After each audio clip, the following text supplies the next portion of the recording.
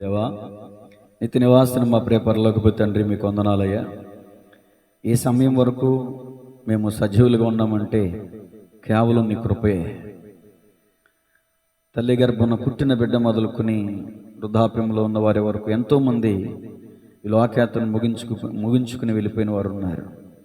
మాకంటే యోగ్యులు, బలవంతులు, అందచందాలు ఉన్నవారు ఉన్నారు. కానీ అయ్యా, మరి వారు ఈ సమయంలో మట్టిలో మన్నైపోయి ఉన్నారు.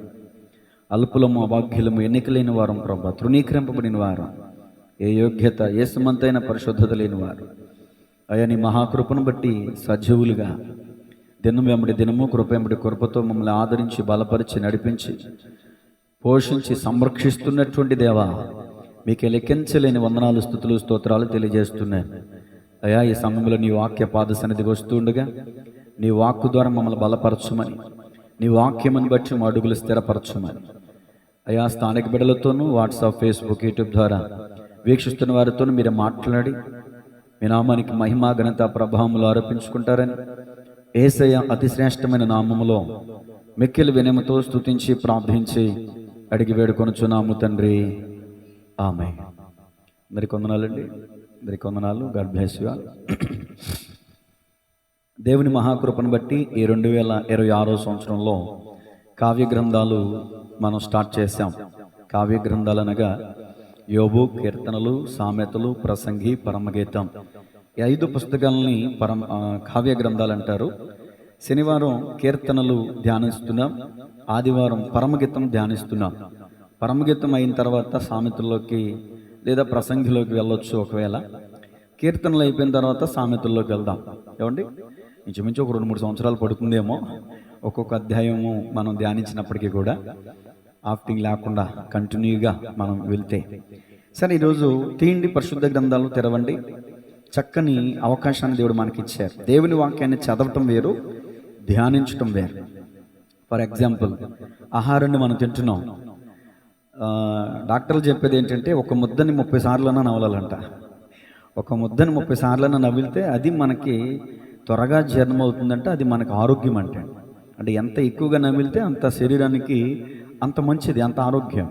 అలాగే దేవుని వాక్యాన్ని కూడా, దేవుని వాక్యమైన ఆహారాన్ని కూడా మనం ఎంత ధ్యానిస్తే అంత సారం, ఎంత ధ్యానిస్తే అంత సంతోషం, అంత ఆనందం, అంత ఆత్మీయ ఆరోగ్యం అనేది మనకు లభిస్తుందని ఉదాహరణకి మాట చెప్తున్నాను. సరే, మన వాక్య ధ్యానాంశంలోనికి వెళ్దాం. 10వ కీర్తన. ఈరోజు మన వాక్య ధ్యానాంశం 10వ కీర్తన. రాసుకోండి. ఈ కీర్తనకి పెట్టదగ్గ పేరు ఏంటంటే విలాప కీర్తన. గత వారం కీర్తన కూడా ఒక మాట చెప్పాను. ఏంటంటే ఈ టైటిల్ని బట్టి మనకి సబ్జెక్ట్ అర్థమవుతుందండి. విలాప కీర్తన అనగానే మనకేమవుతుంది, వాస్తవానికి ఈ అధ్యాయంలో చదవకముందే నిట్టూర్పులు ఉంటాయేమో, ఏడుపులు ఉంటాయేమో. విలాపం అంటే అంతే కదా, ప్రలాపించటం. విలాపం అంటే ఏడుపు ఉంటుంది అన్నమాట, బాధ ఉంటుంది అన్నమాట, కన్నీళ్ళు ఉంటాయి అన్నమాట. ఈ టైటిల్కే మనకి సగం మెసేజ్ అర్థమైపోవాలి. ఈ టైటిల్, ఈ 10వ కీర్తనకి మనం పెట్టుకున్న టైటిల్ ఏంటంటే విలాప కీర్తన. ఏంటా విలాపం? ఈ 10వ కీర్తనని 3 భాగాల్లో మనం ధ్యానించవచ్చండి, త్వరగా సులువుగా మనకు అర్థం అవడం కోసం. అంతా ఒక్కసారి చదువుకున్నాం అనుకోండి మనకు అర్థం కాదు. అందుకని 3 భాగాలు చేశాను. 3 భాగాల్లో 3 పేర్లు పెట్టాను మీకు అర్థం అవడం కోసం. అన్నీ వీ మీదే వచ్చినాయి, అన్నీ వీ మీదే వచ్చినాయి. మొదటి మాట విలాపం, రెండవ మాట విజ్ఞప్తి, మూడో మాట విశ్వాసం. చెప్పండి. మొదటి మాట విలాపం, రెండో మాట విజ్ఞప్తి, మూడో మాట విశ్వాసం. 3 పదాలు, 3 మాటలు కూడా వీతోనే స్టార్ట్ అయినాయి. విలాపంతో స్టార్ట్ అయిన ఈ కీర్తన విశ్వాసంతో ముగించబడింది. ఏంటండి విలాపం అంటే? ఈ కీర్తన రాసిన కీర్తనాకారుడు ఎవరనేది మనకు రాయబడలేదు, చెప్పబడలేదు. ఈ కీర్తనాకారుడు చూస్తున్నాడు, లేదా తన జీవితంలో నుంచో ఇతర జీవితాల్లో నుంచో కానివ్వండి, ఒక వ్యక్తి బలత్కరించబడుతున్నాడు, ఒక వ్యక్తి అన్యాయంగా దోచుకొనబడుతున్నాడు, ఒక వ్యక్తి దుర్మార్గుల చేతిలో అణచివేయబడుతున్నాడు. దుర్మార్గులు ఎందుకు అలా వర్ధిల్లుతున్నారు? ఈ అణచివేయబడినటువంటి పరిస్థితి ఏంటి ప్రభా? నువ్వు ఎంతవరకు మౌనంగా ఉంటావు? నువ్వు చూడవా? నువ్వు దృష్టించి చూడవా? నువ్వు శాశ్వతుడైన రాజుగా ఉన్నావు కదా, ఏంటి పరిస్థితి? నువ్వు ఎంతవరకు సమాధానం ఇవ్వకుండా ఉంటావు అని ప్రశ్నతో ప్రారంభించి తన ఆవేదనను వెళ్ళగొరుకుతున్నాడు. దుష్టుల యొక్క స్థితిగతులను వర్ణిస్తున్నాడు. ఇదిగో దుష్టులు పొగరెక్కున్నారు, దుష్టులు దేవుడు విచారణ చేయడం అనుకుంటున్నారు. దుష్టులు దేవుని యొక్క ఆజ్ఞను త్రోసేస్తున్నారు. అలాంటి వాళ్ళకి నువ్వు తీర్పు ఎందుకు తీర్చవు? అలాంటి వారి పట్ల నువ్వెందుకు మౌనం వహిస్తున్నావు? దీనుడేమో తరమబడుతున్నాడు, పొగరెక్కి దుష్టుడేమో అభివృద్ధి పొందుతున్నాడు. ఇది నీ దృష్టికి న్యాయమా? నువ్వు నీతిమంతుడైన దేవుడు కదా, నీతి న్యాయ యథార్థతలు కలిగిన దేవుడు కదా. న్యాయం చేయి, మాకు సమాధానం చెప్పు, నోరిప్పు, మాకు న్యాయం చేయి అని అడుగుతున్నాడండి. అదే ఈ కీర్తన. ఇంకొక మొక్కలో చెప్పేశాను. ఇప్పుడు మనం ధ్యానించుకుందాం. 10వ కీర్తన 1 నుంచి 11 వచనాలు ఒక భాగం, 12 నుంచి 15 వచనాలు ఒక భాగం, 16 నుంచి 18 వచనాలు ఒక భాగం. 3 భాగాలు చెప్తాను. మొదటి భాగంలోనికి వెళ్ళక ముందు మొదటి వచనాన్ని చదువుకుందాం. ఎందుకు మొదటి వచనాన్ని నేను విడదీశానంటే, మొదటి భాగంలో నుంచి ఇక్కడ ప్రశ్నిస్తున్నాడు దేవుణ్ణి. చూద్దాం, నేను చదువుతాను, అందరూ వినండి.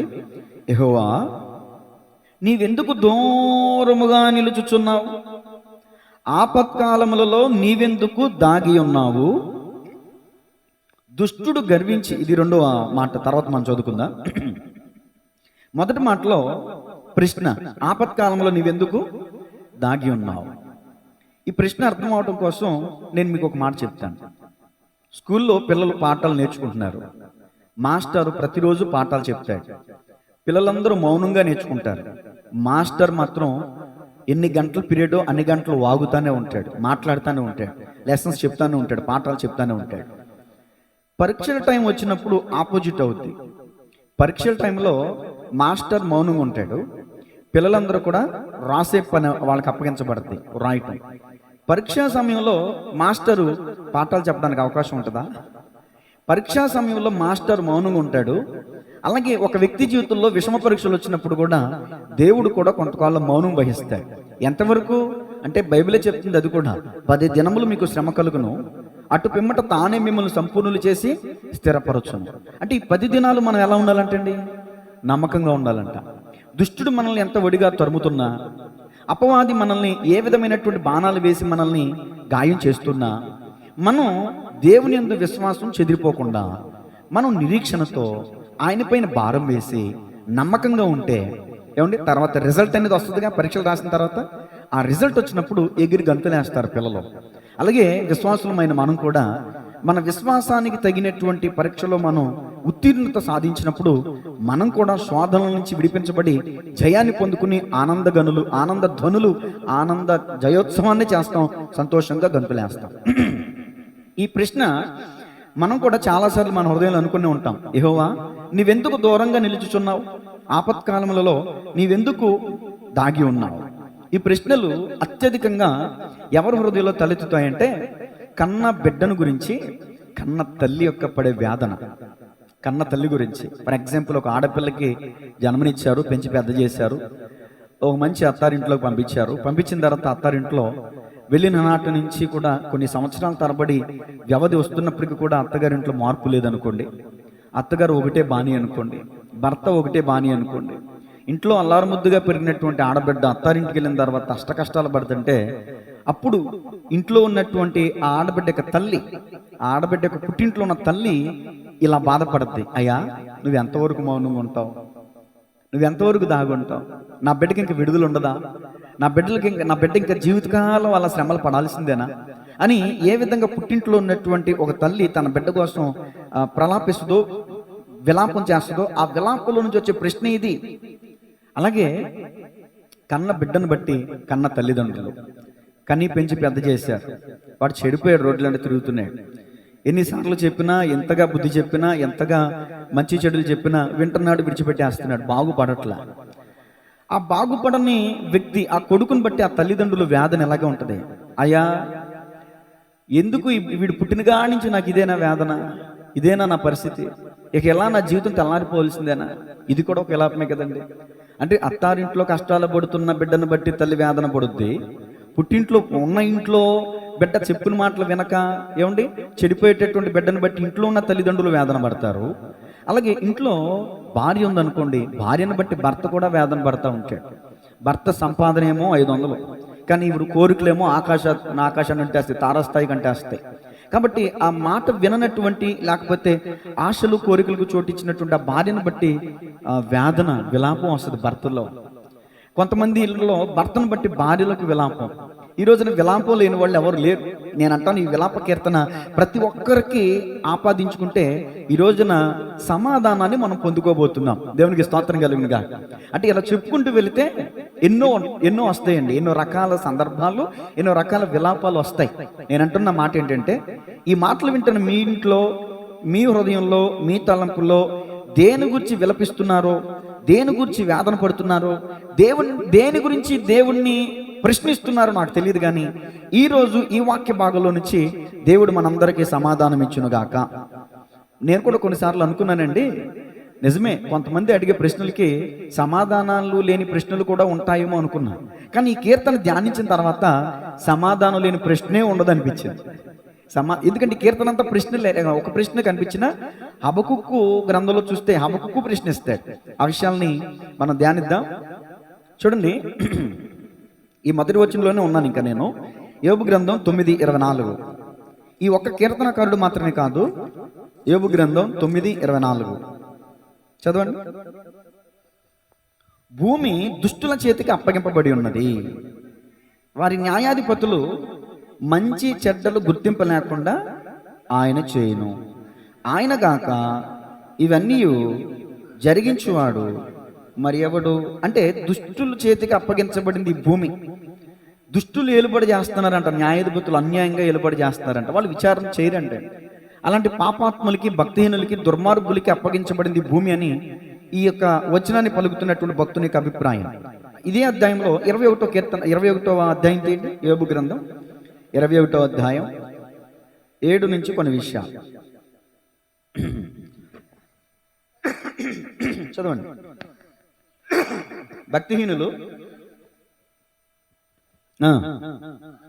భక్తిహీనులు ఎలా బ్రతుకుదురు?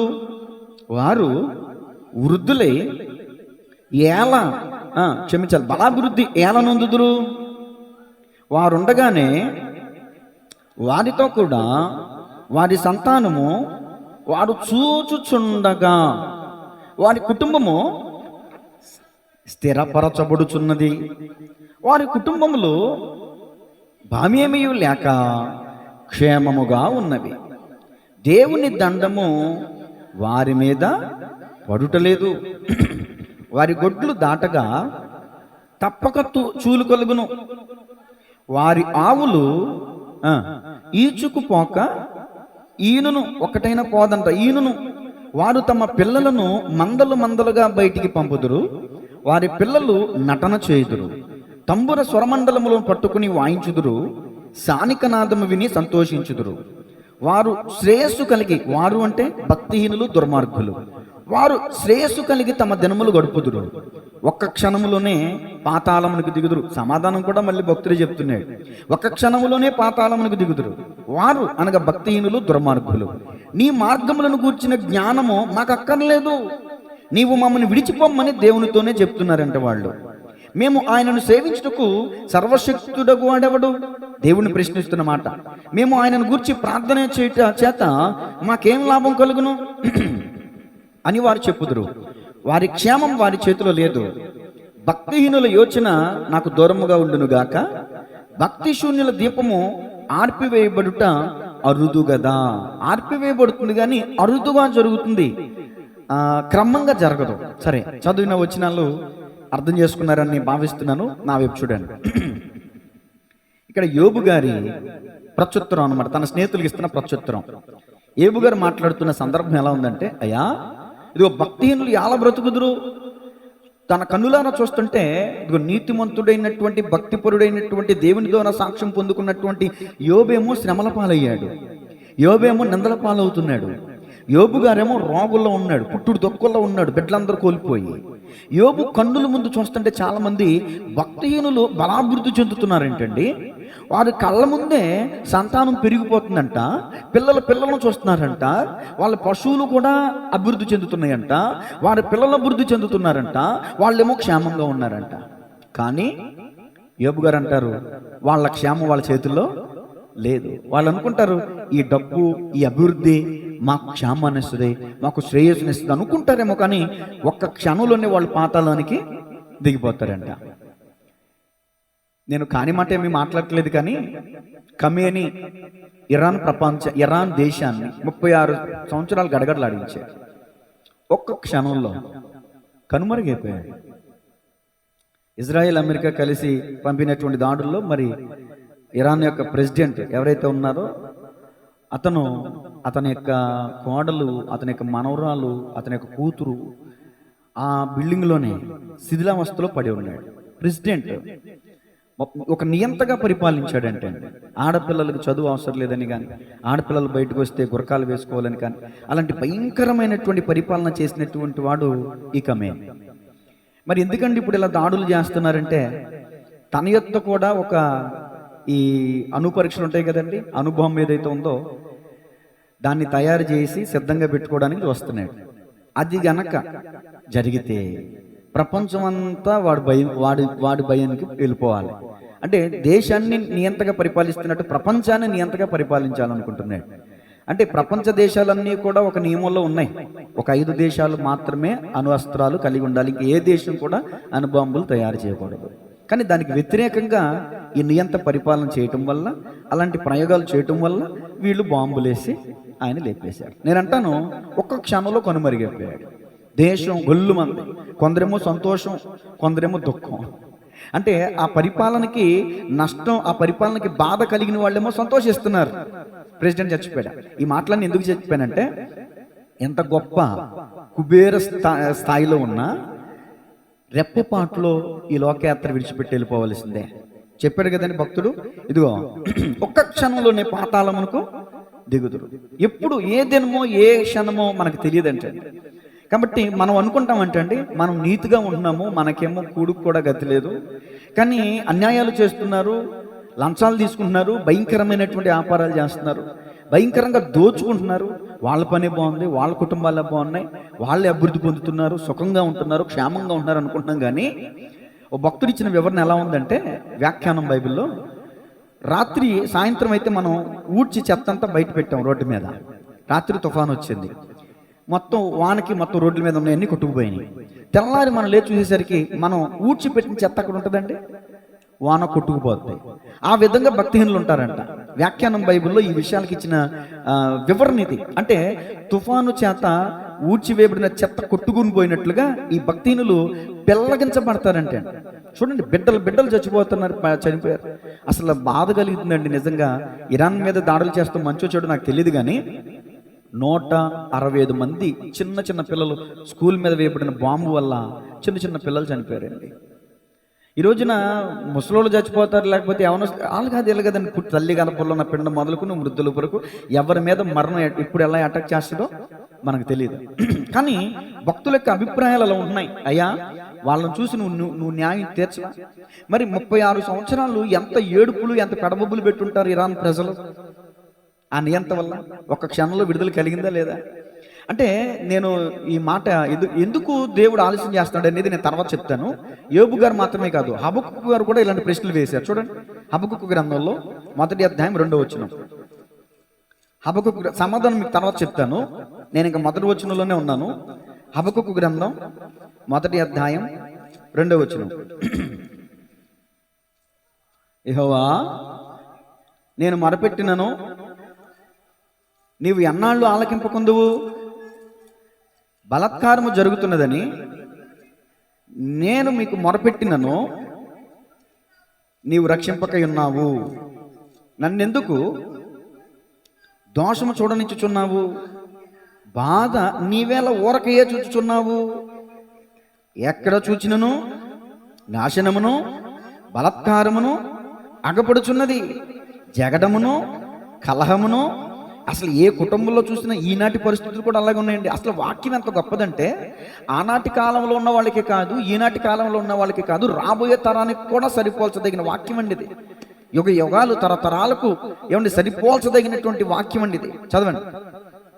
అందువలన ధర్మశాస్త్రము నిరర్ధకమాయను, న్యాయము ఎన్నడూనూ జరగకుండా మానిపోయిను.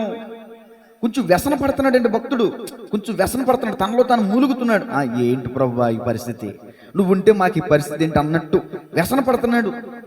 ధర్మశాస్త్రం ఇక నిరర్థకమా, ఇక న్యాయం ఎప్పుడు జరగదా అని ప్రశ్నిస్తున్నాడు అనమాట. భక్తిహీనులు వచ్చి నీతి పరులను చుట్టుకొందరు, న్యాయం ఏమో చెడిపోతుంది. అన్యజనులలో జరుగునది చూడుడి, ఆలోచించుడి, కేవలము విస్మయమునందుడి. మీ దినములలో నేను ఒక కార్యము జరిగింతును, అలాగూ జరిగినని ఒకడు మీకు తెలిపినను మీరు అతని నమ్మకుందురు. సరే, 4వ వచనం వరకు మనం అర్థం చేసుకుంటే హబక్కూకు ప్రవక్త కూడా దేవుణ్ణి అలాగే ప్రశ్నిస్తున్నాడు. ఎక్కడ జరుగుతుంది న్యాయం, ఎక్కడ చూస్తున్న అన్యాయమే పేటరిగిపోతుంది కదా. అప్పుడు ఆ కాలంలోనే కాదు, ఇప్పుడు మన కళ్ళ ముందు మనం చూస్తున్నది ఏంటంటే, అన్యాయస్తులు ఎలా ఉంటున్నారండి, నీతిమంతులు ఎలా ఉంటున్నారండి, భక్తిహీనులు ఎలా ఉంటున్నారు, భక్తి పరులు ఎలా ఉంటున్నారండి. భక్తి చేశారండి, పర్ఫెక్ట్ భక్తి చేశారు. దానియేలు, శద్రక్, మేషక్, అబేద్నెగో వారు. దానియేలు ఏమో సింహాల బోన్లో పడవేయబడ్డాడు, మరి శద్రక్, మేషక్, అబేద్నెగో వారు అగ్నిగుండంలో పడవేయబడ్డాడు. మరి ఏంటండి అది? పరీక్ష అండి. ఆ సమయంలో దేవుడు మౌనంగా ఉంటాడు, మనల్ని పరిశోధిస్తాడు. ఎంతవరకు మన విశ్వాసం అప్పుడే తేలిపోద్ది. కాబట్టి భక్తి పరులారా, మీరు ఒకవేళ నీతి న్యాయ యథార్థతలు కలిగి శ్రమలను అనుభవిస్తే మీరు ధన్యులని చెప్తున్నాను నేను ఈరోజు. ఒకవేళ మీరు శ్రమలో ఉంటే, మీరు శోధనలో ఉంటే, మీరు వేదనలో ఉంటే, మీరు బాధలో ఉంటే మీరు సంతోషించండి. ఖచ్చితంగా మీ దుఃఖమునకు ప్రతిగా దేవుడు స్తుతివాస్తనాన్ని కలిగించే సమయం కూడా. అన్నింటికీ కుదురుబాటు కాలం ఒకటి, అన్నింటికీ కుదురుబాటు కాలం ఒకటి. ఈ భక్తుని ఇంటెన్షన్ ఫీలింగ్ ఏంటంటే ఇప్పుడు చెప్తాను, స్పష్టంగా వినండి. సంకీర్తన విను, స్పష్టంగా చెప్తున్నాను వినండి. కిరణ్ ఉన్నాడు, ఇప్పుడు తప్పు చేశాడు, దేవుడు వెంటనే శిక్షించేయాలి. ఇది భక్తుని అభిప్రాయం. ఇది ఎలా కుదురుద్ది? నేను మనిషినండి, తప్పు చేశాడు, వెంటనే రియాక్షన్ అవుతా, ఆవేశపడతా, కోపపడతా, దండిస్తా, శిక్షిస్తా. నేనెవరిని? మనిషిని. ఆయన కూడా అలాగే చేస్తే నాకు ఆయనకి తేడా ఏంటండి? అంతే కదా. ఇప్పుడు 10 సంవత్సరాల వయసులో ఉన్న బాలుని ఆలోచన 16 సంవత్సరాలకు వచ్చే ఉంటుందా? 16 సంవత్సరాల వయసులో ఉన్న ఆలోచన 25 సంవత్సరాలు వచ్చే ఉంటుందా? అంటే మన వయసు పెరిగే కొద్దీ మనుషుల యొక్క ఆలోచనలే మారిపోతున్నాయి. మనుషులు మారని గ్యారెంటీ ఏంటి? దేవుడు ఎందుకు ఆలస్యం చేస్తున్నాడంటే కొంత సమయం ఇస్తున్నాడు. ఈ సమయంలోనైనా, ఈ వయసులోనైనా, ఈ జ్ఞానం వచ్చాకైనా తెలుసుకుంటాడు, మార్చుకుంటాడు, ప్రవర్తన మార్చుకుంటాడు, తన హృదయాన్ని సరి చేసుకుంటాడు. ఇదే మీకు దీనికి సమయం కూడా నేను ఇస్తాను. 103వ కీర్తన సమాధానం. ఈ 10వ కీర్తన మొదటి వచనానికి సమాధానం, ప్రశ్నకి సమాధానం. కీర్తన 103వ కీర్తన 8వ వచనం. యెహోవా అద్దుగదుగో దయాదాక్షిణ్య పూర్ణుడు, దీర్ఘశాంతుడు, కృపా సమృద్ధి, కృప కాదు కృపా సమృద్ధి గలవాడు. ఆయన ఎల్లప్పుడూ అద్దుగద్దుగో. మనం ఎల్లప్పుడూ వ్యాజ్యమాడతాం. అర్థమవుతుందండి? ఆయనకి మనకి తేడా ఉంది. ఆయన మనకులాగా ఎప్పుడు వ్యాజ్యమాడే దేవుడు కాదంట. సందు దొరికితే వ్యాజ్యమాడతాం, సందు దొరికితే కాలు దూతాం మనం. సందు దొరికితే తొడలగొట్టడం, సందు దొరికితే చిటికలేయటం, సందు దొరికితే తలలు ఎగరేయటం, కాళ్ళలు ఎగరేయటం, ఇది మన పని. కానీ ఆయన పని కాదు. ఆయన ఎల్లప్పుడు వ్యాజ్యమాడేవాడు కాదు. ఆయన నిత్యము అంటే కోపించే దేవుడే, కానీ కోపం వస్తుంది. ఆయన కూడా కోపం ఉంది. దేవుడు కోపిస్తాడు, ఊరికనే కోపపడ్డాడు, కానీ నిత్యము కోపించేవాడు కాదు. మన పాపములను బట్టి మనకు ప్రతీకారము చేయలేదు, మన దోషములను బట్టి మనకు ప్రతిఫలం. ఈ మాట మీకు అర్థమైతే జీవితంలో ఎదుటి వాళ్ళు చేసే తప్పుకి దేవుణ్ణి మనం ప్రశ్నించం. తెలుసా అండి?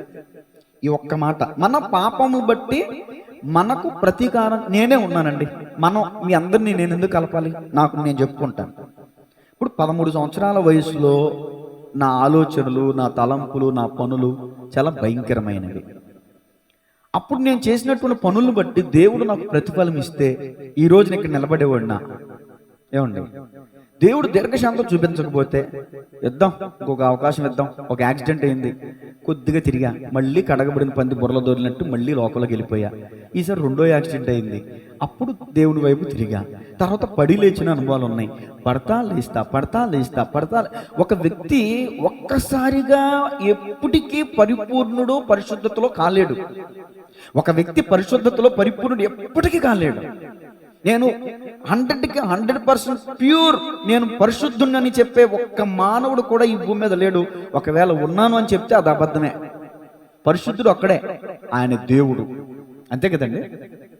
ఎందుకు దేవుడు ఆలస్యం చేస్తాడంటే, నెంబర్ 1, ఆయన దీర్ఘశాంతం గలవాడు, ఆయన దయ కలిగిన వాడు, ఆయన కృపాసత్యములు కలిగిన వాడు. న్యాయం చెప్తుంది అతన్ని శిక్షించు అని, కానీ ఆయన ప్రేమ చెప్తుంది అతన్ని కాపాడు అని. అంతే కదండి. ఇప్పుడు నేనున్నాను, కోపంతో నా పిల్లని కోపంతో కొడతాను, మళ్ళీ కాసేపటికి మళ్ళీ ఏం చేస్తానండి, ప్రేమతో దగ్గర తీసుకుంటాను కదండి. మరి దేవునికి ఆ రెండు ఉండవంటారా? ఆయన స్వభావమే కదా అది మనకి వచ్చింది. ఈరోజు ఏదో కోపంతో చిన్న పని చేసాం, కొట్టాం, రేపొద్దున మళ్ళీ ఆయింట్మెంట్ రాయమా, గుండెల మీద పెట్టుకోమా? ఇప్పుడు కాపరి గొర్రె తప్పిపోతుందని దండం తన చేతిలో ఉన్న కర్త కొడతాడు, కుంటుంది. తర్వాత మళ్ళీ జాలిపడి ఆ గాయాన్ని కట్టి భుజాల మీద ఎక్కించుకుంటాడు. అది కాపరి ప్రేమ. దేవుడు ఎందుకు ఒక వ్యక్తి అన్యాయం చేస్తున్నప్పటికీ కూడా అతని మీద యాక్షన్ తీసుకుంటలేదంటే, ఈరోజు అన్యాయం చేస్తున్నాడు, రేపు మారుతాడేమో, అది దేవుని అభిప్రాయం. కానీ నువ్వు నేనేమనుకుంటాం, ఎందుకు దేవుడు ఆ వ్యక్తిని లేస్తున్నాడు? పుట్టింది మొదలుకొని తెల్లారులు వ్యక్తి నోటి నిండా అబద్ధాలు, నోటి నిండా బూతులు, కళ్ళల్లో అసూయ, గుండెల్లో ద్వేషం, కడుపులో కుళ్ళు, ఇలా చెప్పుకుంటూ వెళ్తే ప్రతి అవయవంలో ఒక్కొక్క ఉంది. ఎందుకు దేవుడు అతను వదిలేస్తున్నాడంటే, నిన్నెందుకు వదిలేశాడో అతను ఎందుకు వదిలేస్తున్నాడు. ఒక మాట సింపుల్, నన్నెందుకు వదిలేశాడో అప్పుడు దేవుడు, ఈ రోజు నేను ఇలా ఉంటానని ఆయనకి తెలుసు కాబట్టి. మనం అనుకుంటున్నాం ఈ రోజు చూస్తున్నటువంటి దుర్మార్గుడు రేపొద్దున్న ఒకవేళ దేవుని దీర్ఘశాంతం వల్ల అతను ఆ ప్రేమను తెలుసుకుని మారు మనసు పొందొచ్చు. ఏమండి, సరే, ఇక్కడ భక్తుడు ఏమని ప్రశ్నిస్తున్నాడంటే, ఆపత్కాలంలో నువ్వు ఎందుకు దాగి ఉన్నావు? ఏంటి ఈ దోపిడి ఏంటి, ఈ దౌర్జన్యం ఏంటి? ఫర్ ఎగ్జాంపుల్ మీకు ఒక సందర్భం జ్ఞాపకం చేస్తాను. పౌలుగా మార్చబడక ముందు ఏమై ఉన్నాడు అతను? సౌలు చేస్తున్న పని ఏంటండి, ప్రార్థనలు చేసుకున్న కాడికి వెళ్ళి ఆడవాళ్ళని జుట్లు పట్టుకుని రోడ్డు అంటే ఈడ్చుకుంటే వెళ్ళిపోయేవాడు. అది కిరాతకమా కాదా? అది దుర్మార్గమా కాదా? మనం అయితే ఆ టైంలో ఉంటే ఏం చేస్తాం? ప్రభువా యేసు నామములో అతన్ని దండించు ప్రభువా, అతన్ని శిక్షించు ప్రభువా, అతన్ని ఘోరంగా నలగొట్టు ప్రభువా. చేతనం చేయమండి మనం ప్రార్థన. ఒకవేళ మన ప్రార్థనలు ఆలకించేసి సౌలుని దేవుడు శిక్షించైతే సౌలు పౌలుగా మార్చబడేవాడా? 14 పత్రికలు రాసేవాడా? దేవుని కోసం హతసాక్షి అయ్యేవాడా? ఒకప్పుడు హానికరుడే, కానీ దేవుని దీర్ఘశాంతం అతను ఏం చేసింది? దేవుని కోసం హింసింపబడేటటువంటి స్థాయికి వచ్చాడండి. దేవునికి స్తోత్రం. కాబట్టి మీ కళ్ళ ముందు ఎవరైనా భక్తిహీనులు చెలరేగిపోతుంటే, అంటే మీ కళ్ళ ముందు భక్తిహీనులు డెవలప్ అవుతుంటే దయచేసి వ్యసన పడమాకండి, దేవుడిని ప్రశ్నించమాకండి. దేవుడు అన్యాయస్తుడు కాదు. చూస్తాడు. వాళ్ళు ఎన్ని అవకాశాలు ఇచ్చినా మానకపోతే అప్పుడు సామెతల గ్రంథం 29:1 వర్తిస్తుంది. ఏంటిదండి ఆ మాట? ఎన్నిసార్లు గద్దించినను లోబడిన వాడు హఠాత్తుగా తిరుగు లేకుండా నాశనమగును. అమెరికా ఇజ్రాయిల్ వారిని హెచ్చరించారు, ఇరాన్ వాడు మొండికెత్తాడు, లేపేశారు. దేవునికి స్తోత్రం. దేవుడు కూడా మనకి హెచ్చరికలు ఇస్తాడు. ఆ హెచ్చరికలకు మనం లోబడలేదనుకోండి, నా అంతటోడు లేడు, ఇక నేనే అది ఇది అనుకున్నాం అనుకోండి, ఎక్కడరా అని చెప్పి దేవుడు ఏమంటే చిటికిన వేలు మోపితే చాలండి, మనం ఏమైపోతాం తెలియదు. సరే, దేవునికి స్తోత్రం చెప్తాం గట్టిగా. ఇప్పుడు 2వ వచనం నుంచి చదువుతాను. 10వ కీర్తనలోకి వచ్చేయండి. అమ్మా, నా టైం కరెక్టేనా? ఒక వచనానికి అర్ధగంట అయిపోయింది. ఏసు రక్తమే చేయం. నిన్న కూడా చెప్పాను, బాలసుందర గారు తెచ్చారండి అమెరికా నుంచి వాచ్. చాలా స్పీడ్గా తిరిగేస్తుంది అయ్యారు, ఈసారి స్లోగా తిరిగి వాచ్ ఉండయ్యా అంటానని చెప్పాను నేను. దేవునికి ఇలా చూసేసరికి అరగంట అయిపోయింది. చూసారా, ధ్యానిస్తే ఇలా ఉంటుంది అనమాట. చదివితే ఒక క్షణం పట్టిద్ది, నేను మొదటి వచ్చాను, కానీ ధ్యానిస్తే అర్ధగంట పట్టింది. మీకు తెలిసిందే అర్ధగంట అయిందని. దేవుని స్తోత్రం చెప్పండి గట్టిగా. సరే, మిగిలిన వచనాలన్నీ త్వరగా ముగించాలి కాబట్టి మీరు వినండి, నేను చదువుతాను. 2వ వచనం, దుష్టుడు గర్వించి దీనుని వడిగా తరుముచున్నాడు, వారు యోచించిన మోసక్రియలలో తామే చిక్కుకొందురుగాక. దుష్టులు తమ మనోభిలాషను బట్టి అతిశయపడుదురు. తమకు కొన్ని ఆశలు ఉంటాయంట వాళ్ళ హృదయంలో, వాటిని బట్టి అతిశయపడతారంటండి. లోబులు అంటే భయంకరమైనటువంటి ధనాపేక్షలు అన్నమాట అండి, భయంకరమైన పిసినారి సంఘం అన్నమాట అండి. రూపాయి ఉంటే రూపాయల పైసా కూడా పోనవరు, కకృతి, రూపాయి నాకే. లోభత్వం అంటే అది చాలా పెద్ద మెసేజ్ అండి. లోబులు యెహోవాను తిరస్కరింతురు. ఇక నాకు డబ్బు ఉంది, నాకు దేవుడితో పని లేదనుకుంటారు అనమాట వీళ్ళు. దుష్టులు 4వ వచనం చదువుతున్నానండి. దుష్టులు పొగరెక్కి యెహోవా విచారణ చేయడం కొందరు. చూసారా ఇలా పంతం, వీళ్ళ మనస్తత్వం చూసారండి, వీళ్ళ ఆలోచనలు అంత దారుణంగానే చూసారా? దుష్టులు పొగరెక్కి యెహోవా విచారణ చేయడను కొందరు, దేవుడు లేడని వారెల్లప్పుడూ యోచించుదురు, వారెల్లప్పుడూ భయము మానుకుని ప్రవర్తింతురు. భయం అనేది వాళ్ళకి లేదంట, వాళ్ళ మనసులో. పెద్దోళ్ళ భయం లేదంటండి, ఇంట్లో వాళ్ళ భయం లేదంటండి, దేవుడు భయం లేదంటండి. అందుకని విచ్చలవిడి ఇక నోటుకు వచ్చిందే మాట, చేసిందే చేత, ఇక వాళ్ళ ఇష్టం, వాళ్ళు చేయాలనుకొని చేస్తున్నారంట. వారెల్లప్పుడూ భయము మానుకుని ప్రవర్తింతురు. నీ న్యాయ విధులు ఉన్నతమైనవై వారి దృష్టికి అందకుండును. వారు తమ శత్రువులందరినీ చూచి తిరస్కరింతురు. మేము కదల్చబడము. చూడండి ఏమనుకుంటున్నారు, దుష్టత్వం, గర్వం అంటిదే. మేము కదల్చబడము, మేము లైఫ్ లాంగ్ ఇలాగే ఉంటాం. బళ్ళే వాళ్ళే బళ్ళు అంటారు పెద్దవాళ్ళు. వీళ్ళు ఏమనుకుంటున్నారంటే దుష్టులు, మేము కదల్చబడము, తరతరముల వరకు ఆపద చూడ. మాకు అసలు ఆపద రాదు. 4 రోజుల కిందట ఇజ్రాయెల్లో నుంచి ఒక ఆయన వీడియో చేసాడండి. ఇక్కడ పెట్టుకోండి, నేను మళ్ళీ అక్కడి నుంచి కంటిన్యూ చేస్తాను. ఏమన్నాడంటే, ఆయన మంచిగానే మాట్లాడాడు. ఇజ్రాయెల్లో నెతన్యాహుని చంపేసామని ఫేక్ విషయాలు వస్తున్నాయి అని ఖండించాడు, బాగానే ఉంది. అసలు సైన్యంలో ఒక సైనికుని కూడా టచ్ చేయలేరు, ఇజ్రాయెల్ దేశం అంత గొప్పదే అన్నాడు. కానీ అక్కడ కొంచెం గర్వం కనిపించింది. ఈరోజు ఏంటో తెలుసండి, క్రష్ బాంబులు వదులుతున్నారంట ఇరాన్ వాళ్ళు. క్రష్ బాంబులు అంటే ఒకే బాంబు అనుకోండి, వీళ్ళు ఇజ్రాయిల్ వాళ్ళు ఐరన్ డోమ్తో పేల్చేస్తున్నారు కదా. ఇదేం చేస్తుందంటే గాల్లోనే పేలిపోద్దంట. పేలి ఒక 10-15 బాంబుల్ని అలా విసిరేస్తుంది అనమాట. అంటే అవి ఎక్కడెక్కడ పడతాయో కూడా తెలియదు. డైరెక్ట్గా వచ్చి ఒక బాంబునైతే వీళ్ళు గాల్లోనే పేల్చేస్తారు. ఇప్పుడు ఇరాన్ వాళ్ళు పంపిస్తున్న బాంబుల యొక్క ప్రత్యేకత ఏంటంటే, ఆ ఒక్క బాంబే ఒక 30 బాంబుల్ని వెదజల్లుద్ది. అవి కొన్నిసార్లు కొన్ని సంవత్సరాలు కూడా పేలకుండా ఉండిపోతాయంట. వాటిని ఎవరైనా టచ్ చేసి, ఇది బాల్లాగా ఉందని టచ్ చేశారనుకో పేలిపోతారు. అది ఎప్పుడు పేలిపోతుందో తెలియదు, ఏ ఇంటి మీద పడుతుందో తెలియదు, ఏ స్కూల్లో పడుతుందో తెలియదు. అంత భయంకరమైన. ఇప్పుడు ఇజ్రాయేల్ కూడా కొంచెం దడదడలాడుతున్న పరిస్థితి. దుబాయ్ వాళ్ళు కానివ్వండి, గల్ఫ్ దేశాల్లో భయంకరంగా ఎయిర్పోర్ట్లో పరుగులు తీస్తున్నారు. ఇప్పుడు ఈరోజు చూపించిన వీడియోలో ఎయిర్పోర్ట్ అంత దూరంలోనే బాంబు పడితే వీళ్ళందరూ పరుగులు తీస్తున్నారు బంకర్లలోకి. అంత భయంకరమైన పరిస్థితులు. మేము కదల్చబడము, మేము ఇంతే, మేము తరతరాలు ఇంతే, మేము ఆపద కాదు. రక్తమే చేయ. దేవునికి స్తోత్రం చెప్పండి గట్టిగా, హల్లెలూయా. ఇప్పుడు ఎక్కడున్నాను? మేము కదల్చబడం, తరతరముల వరకు ఆపద చూడము అని వారు తమ హృదయములలో అనుకొందురు. వారి నోరు శాపముతోను కపటముతోను వంచనతోను నిండి ఉన్నది. చూసారండి, శాపమంట నోరు తెరిస్తే, కపటం కుళ్ళు. వారి నాలుక క్రింద చేటును పాపమును ఉన్నవి. తామున్న పల్లెలు ఎందలి మాటు చోటులలో పొంచి ఉందరు, చాటైన స్థలములలో నిరపరాధులను చంపుదురు. వీళ్ళ పని ఏంటంటే, ఎప్పుడు చూడండి, నిరపరాధులు, అపరాధము లేనివారు, తప్పు లేనివారు, భక్తిపరులు, యథార్థంగా బతుకుతున్న వాళ్ళని చూసి నిందలేయటమే వీళ్ళ పని. వీళ్ళ బతుకు పాప బతుకు. వీళ్ళు తెల్లారులేస్తే కుళ్ళు కుతంత్రాలతో బతుకుతారు. వీళ్ళు యథార్థవంతుల మీద నిందలేస్తారంటండి. మంచిగా బతుకుతున్న వాళ్ళు వారలేరంటండి వీళ్ళు. అలాంటి పరిస్థితులు అంట. వారి కన్నులు నిరాధారులను పట్టుకొనవలనని పొంచి చూచును. గుహలోని సింహం వలె వారు చాటైన స్థలములలో పొంచి ఉందురు. బాధపడు వారిని పట్టుకొని పొంచి ఉందురు. బాధపడు వారిని తమ వలలోకి లాగి పట్టుకుందురు. కాగా నిరాధారులు నలిగి వంగుదురు. వారి బలాత్కారం వలన నిరాధారులు కూలుదురు. దేవుడు మరిచిపోయిను, ఆయన విముఖుడై ఎప్పుడూ చూడకుండానని వారు తమ హృదయములలో అనుకొందురు. ఏమండి, 11వ వచనం వరకు ఒక భాగం, 11 వచనాలు చదివేశా. ఇప్పుడు వివరిస్తాను చూడండి. ఈ మొదటి వచనం నుంచి 11వ వచనం దాకా 3 విషయాలు ప్రాముఖ్యంగా తలెత్తాడు భక్తుడు. ఏంటో తెలుసండి, దుష్టుల యొక్క గర్వం గురించి మాట్లాడాడు, దురాశ పరుల యొక్క వైఖరి గురించి మాట్లాడాడు, దేవుని ఆజ్ఞలంటే లెక్కాజాము లేకుండా ప్రవర్తించే వాళ్ళ గురించి మాట్లాడాడు. నేను చదువుకుంటూ వచ్చాను చూసారా, ఈ వచనాల్లో ఈ 3 సందర్భాలు ఉన్నాయి. నెంబర్ 1 గర్వం. గర్విష్ఠుడా నేను నీకు విరోధినని దేవుడు వాక్యం చెప్తున్నాడు. దీనుల్ని ఆయన సింహాసనం ఎక్కిస్తాడు. ఎప్పుడు? తగిన సమయమందు ఆయన బలిష్టమైన హస్తముల క్రింద మీరు దీన మనస్కులై ఉండండి. దేవుడు ఏం చేస్తాడు? తగిన సమయంలో మనల్ని హెచ్చిస్తాడు.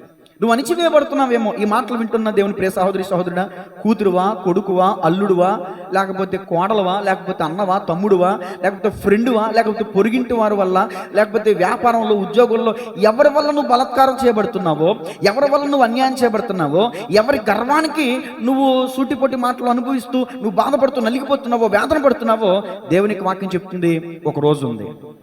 ఈ భక్తుడు ఏమనుకున్నాడంటే, వెంటనే ప్రతిఫలం నువ్వు ప్రభు అంటున్నాడు. కానీ ఇప్పుడు చెట్టుని విత్తనం వేసామండి, పొద్దునికి మొక్క వచ్చేస్తుందా అండి? టైం పడుతుంది. ఇప్పుడు మొక్క పెరిగింది, పెద్ద అయింది. ఇప్పుడు తాటి చెట్లు మనం చూస్తాం. ఎప్పుడు రాలుతాయి అవి పళ్ళు, కాయలు? తాటి కాయలుగా ఉన్నప్పుడు రాలుతాయండి, పండు అయ్యాక రాలుతాయి. అలాగే ఈ పాపులకు కూడా కొంత సమయం ఉంది. పాపులకు కూడా వాళ్ళు రాలిపోయే టైం ఉంది. పండు పండాలి, అప్పుడే రాలిద్ది. అలాగే పాపంలో పెక్కుబారిపోతున్నటువంటి, పాపంలో మొండికెత్తేసినటువంటి, దుర్మార్గతలో ఏమన్నా గర్వాంధులైపోయినటువంటి వారి యొక్క రాలేటటువంటి రోజు ఒకటి ఉంది. అప్పుడు వరకు మనం నిదానించి దేవుడి యొక్క కార్యం కోసం వేచి చూడడం తప్ప ఎదిరించి మనం సాక్ష్యాన్ని పోగొట్టుకోకూడదు. దేవునికి స్తోత్రం కలిగినగా. నిన్నో మొన్నోగానండి ఒక పబ్లిక్ దాన్ని ఏమంటారు, ఫేస్బుక్లోనూ ఒక మంచి టైటిల్ చదివాను. ఏంటంటే ఆ టైటిల్ ఏంటంటే అత్త కోడల గురించి. ఆ టైటిల్ ఏమని రాయబడిందంటే, వయసుండి అనుభవం ఉన్నటువంటి అత్తగారే అమ్మ కాలేనప్పుడు వయసు లేని అనుభవం లేనటువంటి కోడలు కూతురు కాగలదా? సబ్జెక్టే కదండి. ఇప్పుడు అత్త అయినటువంటి ఒకప్పుడు ఏమైంది? కోడలే కదా. మరి ఈ కోడలు తన అత్త ద్వారా కూడా రాశిరంపాలు పడే ఉంటుంది కదా. రాశిరంపాలు పడినప్పుడు ఈమెమనుకోవాలి, నా అత్త నన్ను రాశిరంపాలు పెట్టినట్టు నా కోడలను నేను రాశిరంపాలు పెట్టకూడదు అని అనుకోవాలి. ఒక అత్త కోడల్ని ఉదాహరణగా తీసుకున్నాను. కానీ ఈ బాధపడేటటువంటి పరిస్థితులు ఎవరన్నా కూడా ఇదే వాక్యం వెలువడవుతుంది. అత్తైనా, అన్నైనా, అమ్మైనా, అక్క అయినా, చెల్లెైనా, అన్నైనా, ఎవరైనా సరే దేవుడు చేతిలోకి తీసుకున్నాడంటే, దేవుడు విచారణలోకి తీసుకున్నాడంటే ఒక్క క్షణంలో పాతాళానికి దిగిపోతారంటే, ఒక్క క్షణంలో తుఫానికి చెత్త కొట్టుకుపోయినట్టు కొట్టుకుపోతారంటే. కాబట్టి ఈ సందేశం నేను ఎవరికి చెప్తున్నానంటే, అణిచివేయబడుతున్నా, బలత్కరించబడుతున్నా, అన్యాయం చేయబడుతున్నటువంటి వారికే ఈ సందేశం. దేవునికి స్తోత్రం కలుగునుగా. దేవుడు న్యాయవంతుడు, ఆయన అన్యాయం జరగనివ్వడం. దేవునికి మహిమ కలుగునుగా. సరే చూడండి, గర్వం ఒక మాట ఉంది. తర్వాత 3-7 వచనాలు చూస్తే దురాశ గురించి రాయబడి ఉంది. వాళ్ళు దురాశపరులు అంటండి, కానీ సిగ్గుపడరంటండి, అతిశయపడతారంట. వాళ్ళ ఆశేమో మంచిది కాదు, పేరాశ, దురాశ. కానీ సిగ్గుపడవలసిన విషయం లేదో అతిశయపడతారంట. ఫిలిప్పి పత్రికలో పౌలు గారు రాశారు, వారి కడుపే వారి దేవుడు, వారు సిగ్గుపడవలసిన విషయం లేదు, అతిశయపడుదురని పౌలు గారు తెలియజేశారు. కాబట్టి దురాశపరులు ఎప్పుడు కూడా సిగ్గుపడరేంటండి. నేను చేసేది తప్ప, నేను చేసేది ఒప్ప, నాది కాంది, నేను ఆశిస్తున్నానా, నేను ఏదైనా తప్పు చేస్తున్నానేమో అని పరిశీలన కూడా వాళ్ళకి రాదంట. ఆ దురాశ అనేది కళ్ళకి గుడ్డితనాన్ని కలిగజేస్తాయి. దురాశ అంటే ఏంటి అసలు? తనది కానిది తాను ఆశించుటే దురాశ. ఇప్పుడు గెహాజీ ఉన్నాడండి, దురాశకు చోటిచ్చాడు. ఏం కొని తెచ్చుకున్నాడు? కుష్ఠరోగాన్ని కొని తెచ్చుకున్నాడు. ఆకాను కాలంలో దేవుడు చెప్పాడు, శపితమైందని ముట్టొద్దని. దురాశకు చోటిచ్చాడు. వస్త్రం దగదగలాడిపోతుంది, వెండిని వస్త్రాన్ని తెచ్చుకుని గుడారంలో దాచుకున్నాడు. ఏమైంది? రాళ్లతో కొట్టబడి చంపబడ్డాడు. పరిశుద్ధ గ్రంథంలో దురాశకు చోటిచ్చినటువంటి భక్తులు కూడా తప్పించుకోలేకపోయారు. ఈ రోజు మనం తప్పించుకోగలుగుతామండి? కానీ ఈ కీర్తనకారుని యొక్క ఆవేదన ఏంటంటే, అయ్యా వాళ్ళు ఏమనుకున్నారంటే, దేవుడు మనల్ని చూడడో, దేవుడు మనల్ని విచారించడో, మనకు ఆపద కలగదో, మనం ఎప్పటికీ ఎలాగ ఉంటాం అనుకున్నారయ్యా, న్యాయం చేయ ప్రభువా అని విలాపిస్తున్నాడు. విలాపం గురించి ముగించాను. ఇప్పుడు విజ్ఞప్తిలోకి వస్తున్నాను. 12వ వచనం, 10వ కీర్తన 12వ వచనం చదవండి. ముగింపులోకి వస్తున్నాను. యెహోవా లెమ్ము. ఇప్పుడు విజ్ఞప్తి అండి. యెహోవా లెమ్ము, దేవా బాధపడు వారిని మరువక నీ చెయ్యెత్తుము. దుష్టులు దేవుని తృణీకరించుటయాలా? అదిగో నీవు విచారణ చేయవని వారు తమ హృదయములలో అనుకునేటయాలా? నీవు దీనిని చూచి ఉన్నావు కదా. వారికి ప్రతీకారము చేటుకై నీవు చేటును పగను కనిపెట్టు చూచుచున్నావు. నిరాధారులు తమ్మును నీకు అప్పగించుకొందురు. తండ్రి లేని వారికి, అంటే తండ్రి లేని వాళ్ళని కూడా ఏం చేస్తున్నారండి దుష్టులు, దుర్మార్గులు ఏం చేస్తున్నారు? దోచుకుంటున్నారండి తండ్రి లేని వారిని కూడా. నీవే సహాయుడవై ఉన్నావు. దుష్టుల భుజమును విరగొట్టుము. చెడ్డవారి దుష్టత్వము ఏమీ కనబడకపోవు వరకు దానిని గూర్చి విచారణ చేయము. చాలు. 2వ మాట కూడా ముగించేస్తానండి. ఈ 2వ భాగంలో విజ్ఞప్తి చేస్తున్నాడు, అంటే ప్రార్థన చేస్తున్నాడు. ప్రార్థన అనగా నేను ఎన్నోసార్లు చెప్పాను, ప్రార్థన అనగా దేవునితో సంభాషణ. అడుగుడి మీకు ఇవ్వబడును, తట్టుడి తెరవబడును, వెదుకుడి మీకు దొరుకును, అడుగు ప్రతివాడును పొందుకును. ఇక్కడ భక్తుడు ఏమడుగుతున్నాడు అంటే న్యాయం అడుగుతున్నాడు. దీవెన అడగట్ల, ఆశీర్వాదం అడగట్ల, న్యాయం అడుగుతున్నాడు. ఏంట న్యాయం? తండ్రి లేనడు అని కూడా చూడకుండా అన్యాయం చేస్తున్నారయ్యా. తండ్రి లేని వారికి నువ్వే న్యాయకర్తవయ్యా, నువ్వే సహాయకుడు ఉన్నవయ్యా. ఒకసారి చూడయ్యా, ఆ బాధపడేటటువంటి వాళ్ళని చూడు, అన్యాయానికి గురవుతున్నటువంటి వాళ్ళని చూడు. వాళ్ళు మూలుగటం తప్ప వాళ్ళు చేసేది ఏం లేదు. వాళ్ళు వాళ్ళ చేతులకు అప్పగించేసుకుంటున్నారు. ఇంకా ఇదో ఇప్పుడు నీ చేతులకు అప్పగించుకుంటున్నావు, నువ్వే మాకు న్యాయం చేయాలి. న్యాయం కోసం ఓ తల్లి ఒక అన్యాయస్తుడైన న్యాయాధిపతి దగ్గరికి వెళ్ళింది. మనం ఎన్నోసార్లు చూసాం ఈ మాట. ఎక్కడ ఉంటుంది? లూకాసు వార్త 18వ అధ్యాయం 1 నుంచి 8 వచనాల్లో చదవనవసరం లేదు, కానీ ఎన్నోసార్లు మనం విన్నాం కాబట్టి చెప్పేస్తున్నాను. అన్యాయస్తుడైన న్యాయాధిపతి దగ్గరికి వెళ్ళింది. ఏం చేయమని? ఇప్పుడు ఈ 10వ కీర్తనలో కీర్తనాకారుడికి అభిప్రాయం ఏంటి? న్యాయం చేయమని. ఈ తల్లి కూడా న్యాయం చేయమని. ఈమె అయితే అన్యాయస్తుడి దగ్గరికి వెళ్ళేది. అతను వెంటలా వెళ్ళిపో అన్నాడు. రెండోసారి కసురుకున్నాడు, మూడోసారి తిట్టాడు, నాలుగోసారి రావద్దు అన్నాడు, అసహించుకున్నాడు, చేదరించుకున్నాడు. ఎన్నిసార్లు అతను చేదరించుకున్నా కాదన్నా అవునన్నా మళ్ళీ వెళ్తుంది. అప్పుడు ఆ అన్యాయస్తుడైన ఆ న్యాయాధిపతి అనుకున్నాడంట, నేను దేవునికి భయపడను, మనుషులకు భయపడను, ఏమైనా ఎన్నోసార్లు చేదరించుకున్నాను, అయినా కూడా ఏమి నా దగ్గరికి వచ్చి ఎంత బతిమాలుతుందేంటి? కొంచెం జాలి కలిగిందంటండి. కఠినాత్ముడు గుండె కరిగిపోయిందంటండి. మాటి మాటికి ఆమె ఆ గడప తొక్కి అతను బతుమాలుకుంటే కఠినాత్ముడు గుండె కరిగిపోయింది. అన్యాయస్తుడైన న్యాయాధిపతి న్యాయం చేయాలనుకున్నాడు. గట్టిగా చప్పలు కొడుతూ దేవుని నామమున మహిమ పడతాం. అక్కడ అంటాడు, ఈ ఉపమానం చెప్తూ యేసు ప్రభులు వారు ఏమంటారంటే, అన్యాయస్తుడైన న్యాయాధిపతే ఆ తల్లికి న్యాయం చేర్చగలిగింది. దివారాత్రములు తన గురించి మొరపెట్టుకున్న వారి మొర దేవుడు వినడా? దేవుడు న్యాయం తెచ్చడా? అమ్మా, నీ కూతురు కోసమో, నీ కొడుకు కోసమో, నీ కోడల కోసమో, లేకపోతే నీ ఇరుపరు వారిని బట్టో, నీ అన్నదమ్ములను బట్టో నువ్వు ఎవరిని గురించి బాధపడుతున్నావు నాకు తెలియదు, కానీ దేవుడు నీ బాధను చూస్తాడు. ఆయన చూసే దేవుడు. చెట్టు కింద ఉన్న నతానీయులను చూశాడు, చెట్టు పైన ఉన్న జక్కిని చూశాడు, ఏమండి ఎడారిలో ఉన్న హాగర్ను చూశాడు, ఏమండి అబ్రహామును చూసి కొండపైన ఉన్న అబ్రహామును చూశాడు, ఇలా ఎంతో మందిని చేప కడుపులో ఉన్న యోనాను చూశాడు. ఈ రోజు నువ్వు ఏ స్థితిలో, ఏ సందర్భంలో బాధపడుతున్నావో, అణిచివేయబడుతున్నావో, తరమబడుతున్నావో, దీనుడిగా ఉండి తరమబడుతున్నావో, గర్విష్ఠుల వల్ల నువ్వు ఆపత్కాలంలో పడుతున్నావేమో, దేవుడు నిన్ను విడిపిస్తాడు. మౌనంగా ఉండు, దేవుని చేతికి అప్పగించు. దేవునికి స్తోత్రం కలుగుగా. ఇది విజ్ఞప్తి. ఒక లెటర్ రాశాడు, ఖచ్చితంగా రిపీట్ లెటర్ వస్తుంది. నీవు నాకు మొరపెట్టు, నేను నీకేమిస్తాను? ఉత్తరం. కొంతమందికి మనకు లెటర్లు రాస్తే లెటర్లు వాళ్ళకి వెళ్తాయి కూడా లేదో కూడా తెలియదండి, కానీ దేవునికి మనం ఉత్తరం రాస్తే ఖచ్చితంగా అక్కడ ఉంటుంది. నాకు ఆ మాట చాలా సంతోషాన్ని ఇస్తుంది. ప్రత్యుత్తరం ఉంటుంది. ప్రత్యుత్తరం అంటే నీ ఉత్తరానికి ప్రతిగా మరొక ప్రత్యుత్తరం, నీకు సమాధానం ఉత్తరం. దేవుడి నుంచి కూడా మనకు ఉత్తరం వస్తుంది, అది సమాధాన ఉత్తరం. ఈ రోజున మీరు మీ గుండెల్లో ఏ బాధతో, రోగముతోనో, అప్పుతోనో, సమస్యతోనో, ఇంటి వారితోనో, ఇరుగు పొరుగు వారితోనో, దేని వల్ల మీరు బాధపడుతున్నారో నాకు తెలియదు, కానీ ఈ రోజున ఒక వాగ్దానం ఇస్తున్నాను. మీరు దేవునికి విజ్ఞప్తి చేస్తే, మీరు దేవునికి మొరపెడితే, అన్యాయస్తుని ద్వారా ఆ తల్లి న్యాయం పొందుకున్నట్టు నీతిమంతుడైన న్యాయవంతుడైన దేవుని ద్వారా మనం ఖచ్చితంగా న్యాయం పొందుకుంటాం. అట్టి కృప దేవుడు మనకి ఇచ్చునుగాక. అయితే విజ్ఞప్తి చేయాలి. ఈ రోజున నేటి క్రైస్తవ సంఘ సమాజంలో ప్రార్థన నిర్లక్ష్యం అయిపోయిందండి. నేను ఎక్కువగా చెప్తున్నాను ఈ మధ్యకాలంలో ఈ మాటలు. ప్రార్థన లేనివాడు పాడ మీద శవములు లాంటి వాడు అంటాడు. ప్రార్థనని ధూపంతో పోల్చాడండి కీర్తనాకారుడు. 141వ కీర్తన 2వ వచనం. ప్రార్థన ధూపంతో పోల్చాడు. అగరబత్తి వెలిగిస్తే అది ఈ మెస్స దాటి బయటకు వెళ్ళేసరికి ఆవిరైపోద్ది, కానీ మనం వేసే ప్రార్థన ధూపం నీతిమంతుడైన యేసయ్య పాదాల దగ్గరికి వెళ్తాడు. ఈ ప్రార్థన ధూపం నేరుగా పరలోకానికి వెళ్తాడు. దేవునికి ఇది పరలోకపు గవిని ఉంది కదండి. యాకోబు కలలో ఇదిగో నిచ్చిన భూమికి ఆకాశానికి వేయబడిందంట. ఎక్కుచూ దిగుచూ ఉన్నారంట, ఎక్కుచూ దిగుతూ ఉన్నారంట. ఏంటి ఎక్కుతూ దిగుతూ దోతలు? ఇదిగో దిగేటటువంటి దోతలు నీ దగ్గర ప్రార్థన ఉత్తరాలు తీసుకుంటున్నారు. ఎక్కుతున్నటువంటి దేవదూతలు నీ దగ్గర నుంచి తీసుకెళ్తున్నారు. వచ్చేటటువంటి దోతలేమో సమాధానం తీసుకొస్తున్నారు. ఎక్కేటటువంటి దోతలేమో నీ ప్రార్థన మనవులు తీసుకెళ్తున్నారు.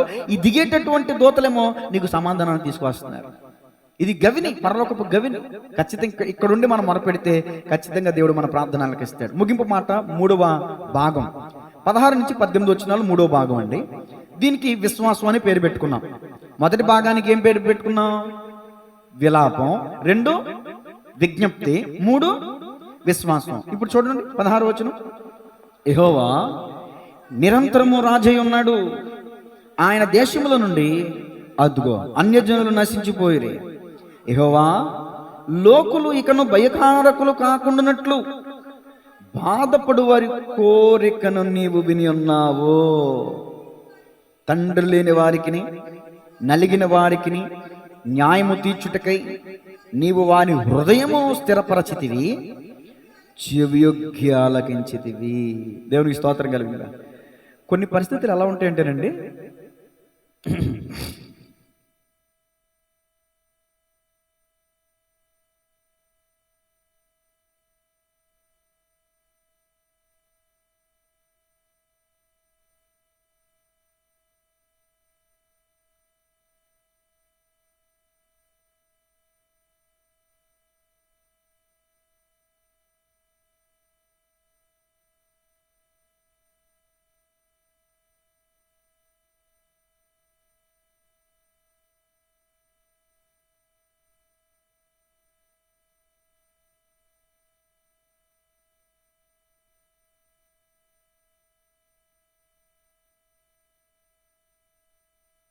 అంటే మీకు కాన్సెప్ట్ అర్థమైతే చాలు. అంటే ఇప్పుడు మా ఓడు ఉన్నాడు, నాకు ఏదైనా బాధ పెడితే మా ఓడి దగ్గరికి వెళ్తా, ఈడే బాధ పెడతాంటే నేను ఎవరికి చెప్పుకుంటాను? ఇక్కడ ఈ మాట అది, దాని అర్థం ఇదండి. ఇక్కడ చూడండి ఏముందంటే, బాధపడు వారి కోరికను నీవు విని ఉన్నావు, తండ్రి లేని వారికి నలిగిపోవటం ఏంటి నాకు అర్థం కాదు. నలిగిపోవటం ఏంటి నాకు అర్థం కాదు. తండ్రి ఉన్నాడు అనుకోండి, ఇప్పుడు నా బిడ్డకి ఏదైనా స్కూల్లో సమస్య వస్తే ఎక్కడికి వస్తుంది?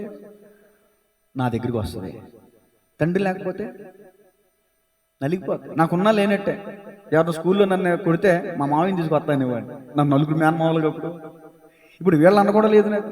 ఇక దేవుడే నా అండ. మనుషులు చూసి మనం అండనుకుంటాం కానీ వాళ్ళు బండలో. అమ్మో, ఎవరిని మనం అండకొండ అనుకోకూడదండి. ఆ కొండ మీదెడితే పోతాం కదండి. అందుకని దావీదు మహారాజు అంటాడు, నీవే నా ఆశ్రయం, నీవే నా ఆశ్రయదుర్గం, నీవే నా రక్షణ శృంగం. ఇప్పుడు అర్థమవుతుందని నాకు. చిన్నప్పుడు నాకు అర్థం కాలే ఆ మాటలకు అర్థం. మనం ఏమనుకుంటామంటే, మా అమ్మమ్మ కూడా ఈ కొడుకులు పక్కనే కట్టించింది కూతురికి. ఎందుకో తెలుసా? తోడు పుట్టిన వాళ్ళు అండుంటారని. పెద్ద బండ్లైపోతున్నారు. దేవునికి స్తోత్రం కలిగింది. పాపం ఆవిడ బాధ ఆవిడది. కానీ నేను అంటాను, భక్తుడైన దావీదు, రాజైన దావీదుకే దేవుడే ఒక కొండ అయితే మరి మనకు కాదండి. కాబట్టి వాళ్ళని వెళ్ళని చూసుకోవద్దు. మనం ఎవరినైతే చూసుకుంటే వాళ్ళే మన బాధ పెడతారు, చెప్పుకోలేం. ఇప్పుడు ఎవరన్నా బాధ పెడితే అయినోళ్ళ దగ్గరికి వెళ్ళి కొంచెం మాట్లాడుకుంటాం. అయినోళ్ళే బాధ పెడితే నలిగిపోవటం అంటే అది. అంటే కక్కలేక మెంగలేక, చెప్పుకోలేక దాచుకోలేక నలిగిపోతా. తండ్రి లేని వారు నలిగిపోయినట్టు నలిగిపోతున్నారేమో ఈ రోజున. ఈ మాటలు వింటున్న మీలో నలిగిన వారిని ఇదిగో మక్కమక్కలాడుతున్న దీపమునట ఆయన ఆర్పివేయడంట ఖచ్చితంగా వెలిగిస్తాడు. దేవునికి స్తోత్రం కలిగినగా. ఆయన ఆదరిస్తాడు, ఆయన ఆదుకుంటాడు. కాకపోతే నువ్వు నేనేం చేయాలి? విశ్వాసం ఉంచాలి. అలా నలిగిపోతున్నటువంటి నీవు దేవుని యందు విశ్వాసం ఉంచగలిగితే, నమ్ముట నీ వలనైతే నమ్మువానికి సమస్తం సాధ్యమే. విశ్వాసం అనే పదంలో 4 అక్షరాలు ఉన్నాయండి. ఒకటి వి, 2 స్వ, 3 స, ఆఖరిది ము. విశ్వాసం. మొదటి అక్షరం చివరి అక్షరం తీసేస్తే మధ్యలో ఉండేది ఏంటిదండి? శ్వాస. అంటే ఒక మనిషి శ్వాస లేకపోతే, శ్వాసక్రియ అంటే కార్బన్ డైఆక్సైడ్ వదిలిపెట్టడం, ఆక్సిజన్ పీల్చుకోవడం, దీన్ని శ్వాసక్రియ అంటారు. మనం చదువుకున్నాం కదా. ఈ శ్వాస అనేది లేకపోతే మనిషి చచ్చిపోతాడు. ఆత్మీయ జీవితంలో ఒక విశ్వాసి విశ్వాసం లేకపోతే అప్పుడే చచ్చిపోయినట్లు లెక్క. అప్పుడే క్రియలు లేని విశ్వాసం మృతం. అంటే విశ్వాసం చచ్చిపోద్దా? చచ్చిపోద్ది. క్రియ ఉండాలి. ఏంట క్రియ? మనం చేసే కొన్ని పనులు ఉన్నాయి, ఆ పనులు క్రియలు. అది నా సబ్జెక్ట్ కాదు. కానీ విలాపంతో ప్రారంభించి విశ్వాసంతో ముగించాడు ఇక్కడ కీర్తనాకారుడు. ఈ కీర్తన ఈ రోజున ఎంతమందికి ధైర్యాన్ని ఇస్తుందో నాకు తెలియదు, ఎంతమందికి సమాధానం ఇచ్చిందో నాకు తెలియదు, ఎంతమందికి ఆదరణ ఇచ్చిందో నాకు తెలియదు. నాకైతే దేవుడు మంచి సమాధానం ఇచ్చాడు. దేవునికి స్తోత్రం కలుగునుగా. ఆపత్కాలమున నమ్ముకొనదగిన సహాయకుడు ఆయన. ఖచ్చితంగా ఆయన సహాయం చేస్తాడు. కీర్తనకారుడు ముగింపు ఎలా ఇచ్చాడంటే, నువ్వు తప్పక సహాయం చేస్తావయ్యా, తండ్రి లేని వారికి నలిగిన వారికి నువ్వు సహాయం చేస్తావు ఖచ్చితంగా అని దేవుని మీద భారం వేసి ముగించేశాడు ఈ కీర్తన. దేవునికి స్తోత్రం కలిగినగా. ఎవని మనసు ఆయన పైన ఆనుకొనునో వానిని దేవుడు ఏం చేస్తాడంట? పూర్ణ శాంతి గలవానిగా కాపాడతాడంట దేవుడు. అందుకని ఈ రోజున మీ భారం ఏదైనా కానివ్వండి, మీ భారం ఏదైనా కానివ్వండి, అప్పుల భారమా, రోగాల భారమా, ఇరుగు పొరుగు భారమా, బంధువుల భారమా, ఇంత పాట పడతా కారణం అదే. తల్లిదండ్రులు లేకున్నా, బంధుజనులు రాకున్నా, లోకమంతా ఒకటైనా, బాధలన్నీ బంధువులైనా, ఆధారం నాకు ఆధారం, నాకు తోడు నీడై ఉన్నని కృపయే ఆధారం, ఆశ్రయము నాకు ఆశ్రయము, ఆపత్కాలమందు ఆశ్రయము, నీ నామమే ఆశ్రయము. దేవునికి స్తోత్రం కలుగునుగా. మరొకసారి ఒక మాట చెప్పి ముగిస్తాను. ఈ కీర్తన రాసిన కీర్తనాకారుని యొక్క అభిప్రాయం ఏంటంటే, తప్పు చేసిన వాడిని దేవుడు వెంటనే శిక్షించాలి, కానీ దేవుడు అలా శిక్షించడు. ఎందుకు శిక్షించడంటే దేవుని దయ, దేవుని దీర్ఘశాంతం, దేవుని కృపాసత్యం అవకాశం ఇస్తుంది. ఎన్నిసార్లు దుష్టుడికి ఎంత దయ చూపించిన వాడు నీతి నేర్చుకోడంట. అలాంటి పరిస్థితుల్లో ఉన్న వాళ్ళకి అనుకుంటాం కదండి, రేపు పొద్దున్న ఏదైనా వార్త ఉంది అనుకో, నేను బాగానే ఉన్నాడు కదే, మాట్లాడాడు కూడా, నా రోడ్డు అంటే తిరిగాడు కదా అనుకుంటారు కదా. మనం అనుకుంటాం కదండి, గుండె రాయంటే మనిషి కూడా రెప్పపాట్లో మరణ వార్త వింటాం మనం. అదేంటి తిరుగుతానే ఉన్నాడుగా, బాగానే ఉన్నాడుగా, బండి మీద తిరిగాడుగా, తెలియదండి. ఎప్పుడు దేవుని రాకడ వస్తుందో, మనకి పిలుపు వస్తుందో మనకి తెలియదు. కాబట్టి మీరు ఏ స్థితిలో ఉన్నా ఈ రోజున వాక్యం మనకి ఇస్తున్నటువంటి అభయం ఏంటంటే, దేవుని మీద విశ్వాసం ఉంచండి. మీ విలాపాన్ని ఆనందంగా మారుస్తాడు ఆయన. మీ విజ్ఞప్తిని ఆయన వింటాడు, ఖచ్చితంగా ఆయన సమాధానం ఇస్తాడు.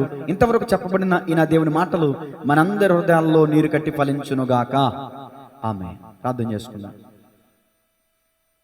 చిన్న ప్రార్థన చేసి ముగిస్తాను. యూట్యూబ్లో వీక్షించే వాళ్ళు అడుగుతున్నారు, అయ్యా మీరు వెంటనే ముగించేస్తున్నారు, చిన్న ప్రార్థన చేసి ముగించండి, మేము ఏకీమిస్తామని అంటున్నారు. వాళ్ళ కోసం ఒక చిన్న ప్రార్థన. పరిశుద్ధుడా, ప్రేమగల తండ్రి, ఇంత సమయం మరి వాక్యాన్ని వీక్షించిన ఆత్మ బిడ్డలను బట్టి, స్థానిక బిడ్డలను బట్టి, యూట్యూబ్ ద్వారా వీక్షిస్తున్న వారిని బట్టి స్తోత్రుడా. నిజమే ప్రభువా, చాలా మంది కుటుంబ పరిస్థితులు బట్టి, వ్యాపారాల్లో, ఉద్యోగాల్లో, రకరకాల పరిస్థితుల్లో నలిగిపోతున్నటువంటి వారు ఇలా ఆవేదన చెందుతూ ఉంటారు. నిన్ను ప్రశ్నిస్తూ ఉంటారు, నిలదీస్తూ ఉంటారు కొంతమంది తెలియక. కానీ పరిశుద్ధ గ్రంథంలో ఉన్న భక్తులు కూడా నిన్ను ప్రశ్నించి సమాధానాలు పొందుకున్నారు. ఈ రోజున ఈ కీర్తన ద్వారా నాకును, నాలాంటి వారు అనేక మందికి మీరు సమాధానం ఇచ్చారని నమ్ముతున్నాను ప్రభువా. దుర్మార్గులు ఎందుకు వర్ధిల్లుతున్నారంటే, ఇది వారి పట్ల దీర్ఘశాంతం చూపిస్తున్నావు, వాళ్ళకి సమయం ఇచ్చావు మారటానికి. ఎంతకాలమైనా మారు మనసు పొందకపోతే రెప్పపాట్లు వాళ్ళని తీసి పడేస్తావు అనే సత్యాన్ని ఈ రోజు నీ వాక్యం ద్వారా మేము విన్నాం ప్రభువా.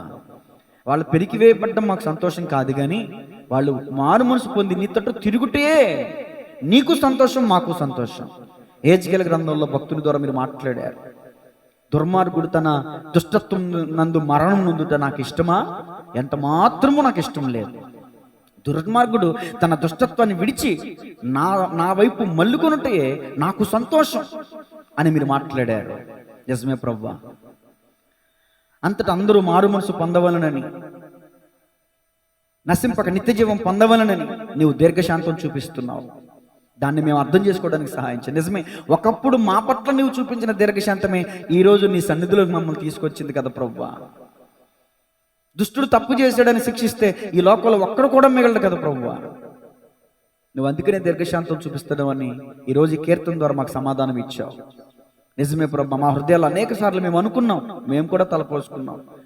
ఎందుకు వాళ్ళు అన్ని అబద్ధాలు ఆడుతున్నారు, అన్ని మోసాలు చేస్తున్నారు, అంత అన్యాయం చేస్తున్నారు, కానీ ఎందుకు వాళ్ళు అంత అభివృద్ధి పొందుతున్నారు? నువ్వెందుకు ప్రభు వాళ్ళని చూడవా, ఎందుకు చూసి చూడనట్టు వదిలేస్తున్నావు అని మేము కూడా తెలిసి తెలియక అమాయకంగా మేము కూడా అనుకున్నాం ప్రభు. ఈరోజు నీ వాక్యం ద్వారా మాకు సమాధానం ఇచ్చాం. ఏదో ఒక రోజు వాళ్ళు మారు మనసు పొందుతారని, మారు మనసు పొందాలనే ప్రార్థిస్తున్నాను ప్రభు. ఇదో కీర్తనకారుడు చెప్పినట్లుగా పెరికివేమని నేనైతే అడగను కానీ, అయ్యా మేమైతే ప్రార్థన చేయము కానీ, ఈనాడు ఎవరైతే అన్యాయస్తులు ఉన్నారో, బలత్కారులు ఉన్నారో, దుర్మార్గులు ఉన్నారో, భక్తిహీనులు ఉన్నారో, ఇదో భక్తిహీనుల దీపం శూన్యములో ఆర్పివేయబడుతుందని యోబు గారు చెప్తున్నారు. అయ్యా అలాంటి ఆర్పివేయబడిన స్థితిలో ఉండకూడదయ్యా. ప్రతి ఒక్కరూ వెలిగించబడాలి, ప్రతి ఒక్కరూ నీతి మార్గంలోనికి రావాలి, వారు కలిగి ఉన్నటువంటి చెడు మార్గాలను విడిచిపెట్టాలి, నీ తట్టు తిరగాలి ప్రభా, వాళ్ళు బ్రతకాలి అయ్యా, వాళ్ళు నీకు సాక్షులుగా ఉండాలి ప్రభా. అటు కృపా భాగ్యం దయచేయమని ఈ కీర్తన విన్నటువంటి ప్రతి ఒక్కరికి నువ్వు సమాధానం ఇచ్చేవని నమ్ముతున్నాను ప్రభా. సహాయం చేయమని మీ కృప జ్ఞాపకం చేసుకోమని యేసయ్య నామములో ప్రార్థించి అడిగి వేడుకొనుచున్నాము తండ్రి. ఆమేన్. God bless you all.